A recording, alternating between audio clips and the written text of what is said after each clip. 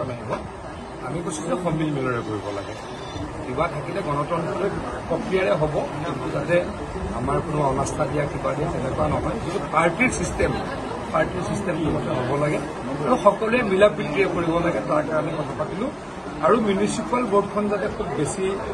proactive হয় আমাৰ টাউনখন যাতে ভাল হয় আমাৰ নগৰ তেজপুৰখন আমাৰ ধুনীয়া এখন টাউন তেজপুৰখন ঐতিহ্যমণ্ডিত তেজপুৰখন ধুনীয়া আৰু কেনেকৈ কৰিব পাৰোঁ সেইবিলাক ডিছকাশ্যন হৈছে আৰু কিছু সৰু সুৰা মনোমালিন্য সেইবিলাক আমি দূৰ কৰিছোঁ 2024 কংগ্ৰেছে চৰকাৰ গঠন কৰিম বুলি কৈছে এটা কথাটো এই মুখ্যমন্ত্ৰী ডাঙৰীয়াই কৈছে যে এই 1.5 বছৰ আমি কাম কৰিম আপোনালোকে দেখিছে চাগে যোৱা পৰহি মই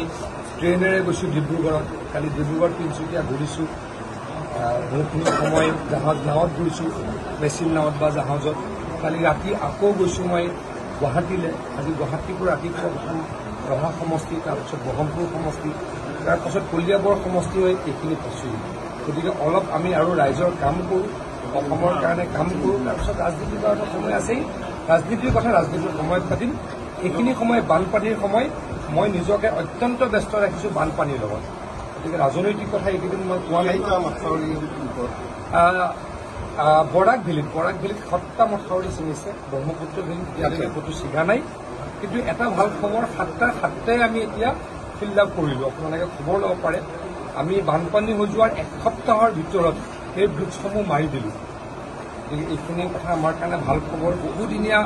নগঞা ৰাইজৰ কলিয়াবৰ ৰাইজৰ সপোন এটা আছিল কলমখন বোৱাব লাগে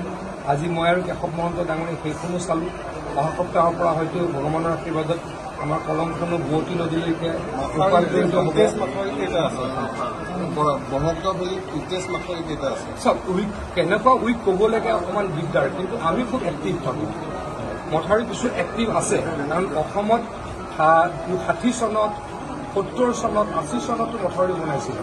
গতিকে উইক মথাউৰি ডেফিনেটলি থাকিব কিন্তু আমি আগতকৈ বহুত ভালদৰে কাম কৰিছোঁ এটা কথা আমি আপোনালোকক জনাব কৈছোঁ যে অসমত এতিয়া 264 পৰা 300 কিলোমিটাৰ মানে আমাৰ ইঞ্জিনিয়াৰসকলে প্ৰথমে কৈছিল যে 264 কিলোমিটাৰ আৰু মথাউৰি মাৰিলেই অসমত মথাউৰি মৰা চেষ্টা হ'ব আৰু অলপ এতিয়া কৈছে যে আৰু 20-40 কিলোমিটাৰ বেছি হ'ব পাৰে